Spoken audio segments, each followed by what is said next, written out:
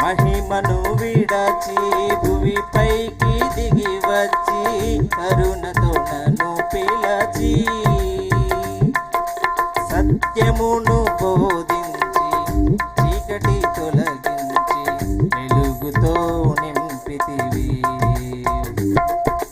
సదయుడవై నా పాదములు త్రొట్టిల్లనివ్వక స్థిరపరచి నీ కృపలో నడిపించువాడవు. సదయుడవై నా పాదములు త్రొట్టిల్లనీయక స్థిరపరచి నీ కృపలో నడిపించువాడవు. మహామహిమతో నిండిన కృపా సత్య సంపూర్ణుడా ఇశ్రాయేలు స్తోత్రములపై